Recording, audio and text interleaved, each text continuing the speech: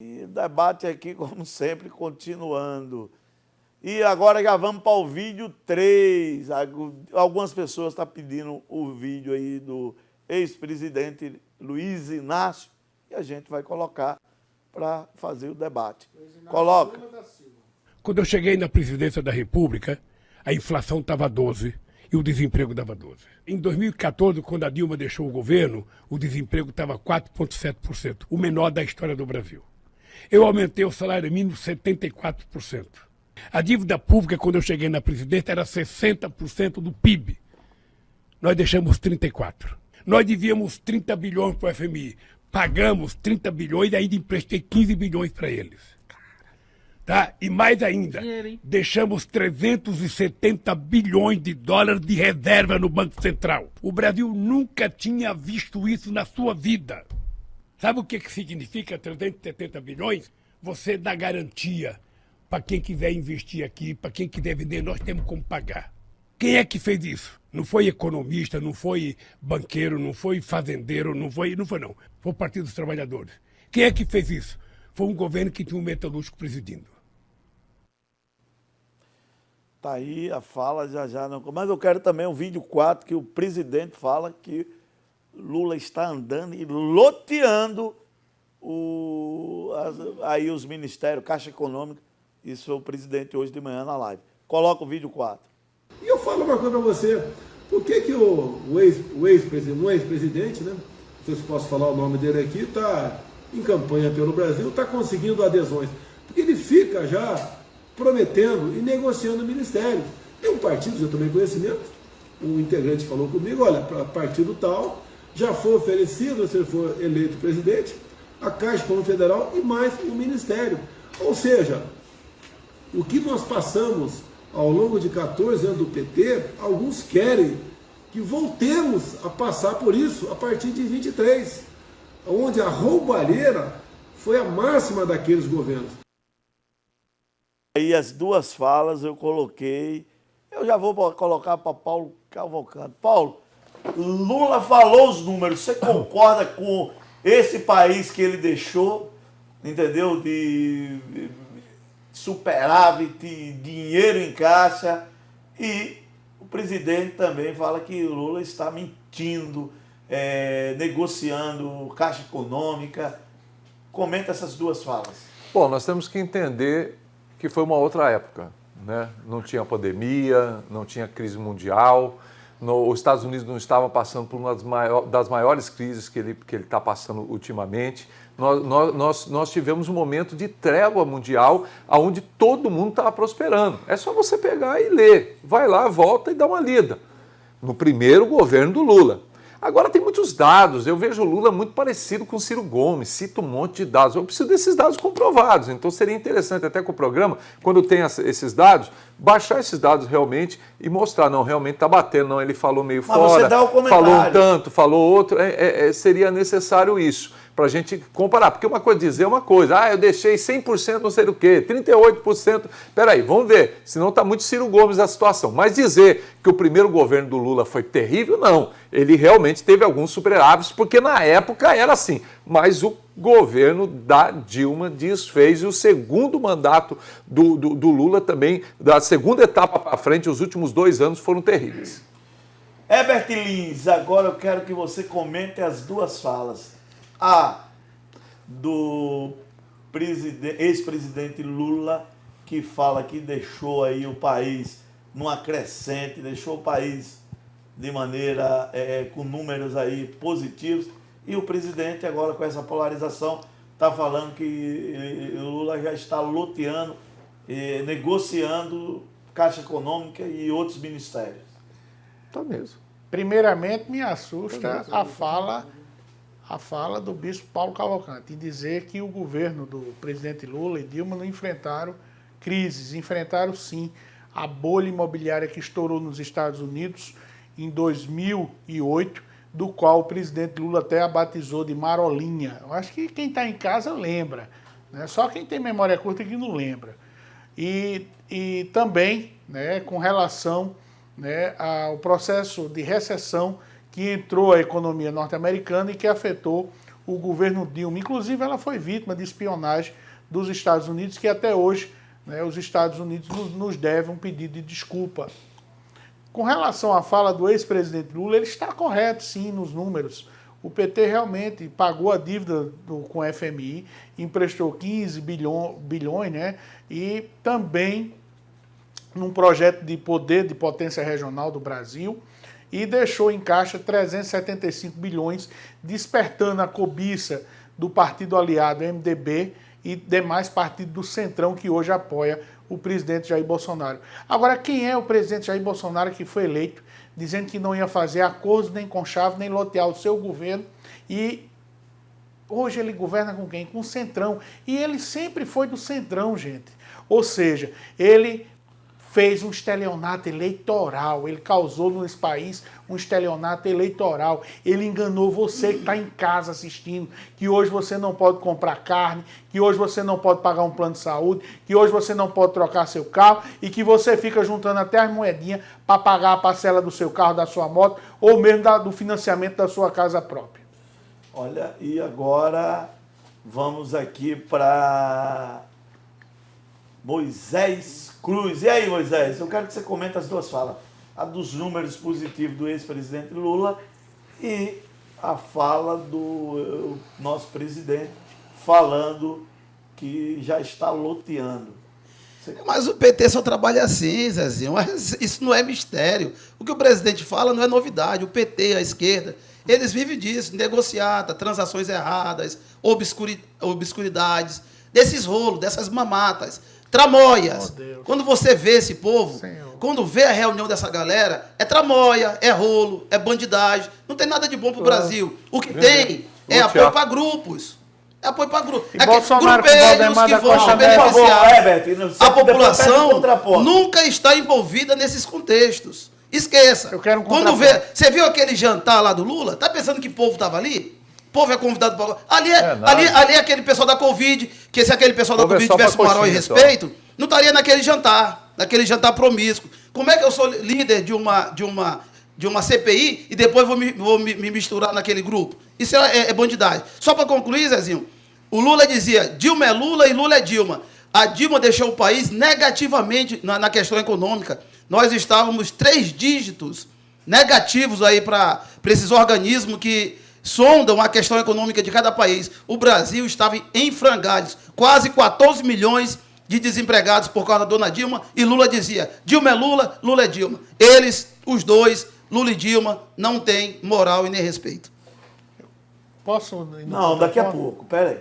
Samuel Costa compara o governo Lula com esses números altos e compara o governo Bolsonaro e se realmente ele está negociando Ministério, Caixa Econômica em prol da eleição dele, do Lula. Primeiramente, a gente precisa deixar claro aqui para a população que o Lula foi o melhor presidente da história do Brasil. O presidente mais popular da história. Pegou a Dilma, que não tinha ocupado nenhum cargo eletivo, e elegeu e a reelegeu como presidenta do Brasil. A presidenta Dilma é uma pessoa digna e honrada. Pode ter tido suas falhas no aspecto político por não ter essa expertise de negociar com o Congresso Nacional, de forma republicana. Mas saiu de mãos limpas, honrada, diferentemente do Bolsonaro, que é um velhaco, cuviteiro, covarde, mentiroso quanto mais. Vamos respeitar o presidente. Não, calma aí, não. Agora você é censurado pelo senhor. Não é isso. Mentiroso quanto mais. Eu não sei qual é o problema. Bravata. Não, mentiroso quanto mais, é mais bonito. E aí, pessoal, ele hoje faz com chave, com o Centrão. Entregou a FNDE, entregou a Casa Civil, sabe para quem? Ontes Lorenzoni. Ele que tripudiava, através de bravatas e de mentiras, de falácias, que não ia fazer com chave. E hoje se curva, beija no pé de Valdemar da Costa Neto e principalmente de Ciro Nogueira, que chamou ele de um adjetivo que eu não vou nem falar aqui na TV aberta. Está aí gravado, público notório. Agora, o mais interessante de tudo, pessoal, é que nenhum presidente da República Federativa do Brasil vai conseguir governar só. Vai ter que se fazer necessário frente de coalizão com diversos partidos políticos. Ou alguém aqui se habilita em dizer que qualquer um dos candidatos a presidente da República em 2022 vai conseguir eleger 308 deputados federais no universo de 513. Isso é dar um tapa na cara, não podemos subestimar, e o Lula está mais do que certo. Tem que negociar sim, de forma republicana, para ter governabilidade e a gente voltar a ser feliz de novo e avançarmos nesse retrocesso de Paulo Guedes e Bolsonaro, que só te açoitou, tirou a tua carne, tirou teu carro, tirou a gasolina do teu carro e que te humilha a cada dia. Pastor Josinélio, eu lhe pergunto, os números de Lula, você concorda? E a fala do Samuel Costa diz que tem que negociar de forma republicana mesmo, tem que lotear o governo. Rapaz, o Samuel, ele o Herbert, ele sonha, né? É legal um sonhador. Só que esse mundo aí, para nós que vivemos a realidade, não é bem assim. A gente conhece Lula, irmão. Nós sabemos que ele mente, ele é compulsório, ele ama a mentira, ele se apega nisso, ele usa isso para fazer política e enganar o povo brasileiro. Isso não cola mais. Não cola porque nós temos informações espalhadas na internet. O cara pode mentir para quem quiser. Se você ler, vai lá, descubra. Lula nunca pagou dívida externa. É mentira. Ele simplesmente pegou uma dívida que era externa e jogou para dentro da dívida interna. Quando ele saiu do poder, o Brasil tinha triplicado a dívida interna, porque simplesmente os banqueiros do Brasil... Ou você acha que os banqueiros do Brasil ficou triste? Ou os banqueiros do mundo que estavam alojados aqui no Brasil, no governo Lula, ficou triste com o governo Lula? Nunca, meu amigo. Porque é muito simples. Esses banqueiros pagou uma dívida e recebeu 3 vezes mais em cima. É como você comprar um golzinho de 20 mil e pagar 48 mil em cima dele. É isso que ele fez. Infelizmente, tem gente como Samuel e Heber que acredita no Lula. Mas graças a Deus que você, meu amigo, está em casa e sabe que Lula é mentiroso. 30 segundos, Heber. Me assusta muito, né? A gente aqui dentro do estúdio, quem está em casa nos assistindo não sabe, mas tem 2 televisões que a gente fica vendo as nossas imagens, né, e o que você está assistindo em casa. O que me chama a atenção, eu que trabalho com fenomenologia, né, o meu método de pesquisa como pesquisador, e dentro desse método nós trabalhamos com percepção do ser humano. Quando se fala em Dilma e Lula, o rosto do pastor Josinélio, o rosto do Moisés e do bispo Cavalcante, ele se transfigura para um discurso de ódio. Oxi, isso é assustador. É o meu contraponto. Você vai ter o contraponto. É o meu contraponto. Você vai ter assusta quando eles falam do ex-presidente Lula e da ex-presidente. Preste atenção. Preste atenção, você que está em casa. Preste atenção, você que está em casa nos assistindo. A transfiguração do semblante. E veja, eles estão engolindo a minha fala. Eles não deixam eu falar. Eles estão querendo até engolir minha fala. Comece a prestar na transfiguração. Quando fala em Bolsonaro. Por favor, Paulo, eu vou lhe dar 30 segundos, Paulo. Então, é isso que eu tenho a dizer. O Samuel Paulo já Cavalcante, 30 questionou. segundos. 30 segundos aqui logo. Não, vai. Não, é a mesma coisa, pessoal, gente. Vai comigo ou vai com você? Deixa eu fazer aqui do vai. Então vai. O professor tem razão mesmo, quando ele disse que eu me transfiguro. Curso de ódio. Quando eu falo de Dilma e Lula. Ele somente, descaradamente, quando ele fala que é ódio. Não é ódio, não. Eu fico chateado. A palavra certa é chateado. Eu vou substituir a fake news dele por chateado. Sabe por quê, pessoal? Foram 2 enganadores. Foram 2 embusteiros. Depois você procura aí no seu dicionário o que é embusteiro. Tá certo? Então, por isso que quando a gente fala de pessoas com calibre de Dilma e Lula, a gente tem que se indignar mesmo. Paulo Cavalcante, 30 segundos. Eu respeito todos que vêm aqui, eu acho que tem uma história, o professor Herbert tem uma história formidável, né? É um ótimo professor, claro, dentro do seu segmento. Eu só não gosto da tendência para cá e para lá, eu acho que tem que ser para frente, o equilíbrio. Porém, nós temos que entender uma coisa, gente, neurolinguística, ficar vendo isso aqui, se nós formos fazer isso aqui, nós vamos olhar... 30 segundos, Espera um Paulo. minutinho, você está deixando eu falar? Se nós fizermos isso aqui, nós vamos filmar o pessoal que vem contra o Bolsonaro aqui falando com ódio, falando com... O próprio Zé teve que parar um pouco o Samuel, porque está com muito ódio, está com muito isso. Não, acabou de fazer, o Zé fez isso com você agora aqui. Então, por que eu estou vendo? Porque existem os dois lados, existe aquela coisa da paixão, existe, não vou dizer que não existe. Porém, gente, olha, Deus sabe disso, e todo mundo que está comigo há muito tempo sabe muito bem que eu orei muito pela Dilma, orei muito pelo Lula e vou continuar orando para o presidente Parabéns, que estiver no Paulo. governo. Parabéns. Parabéns. Agora vamos lá, Samuel. Samuel não, Josinélio, 30 segundos.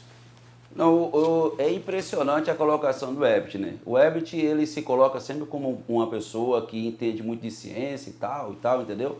Ele é formado em geografia e é professor de escola primária, mas ele se acha como o cara da ciência. Eu fico chateado com esse tipo de colocação, quando coloca meu nome como se eu fosse o cara de ódio.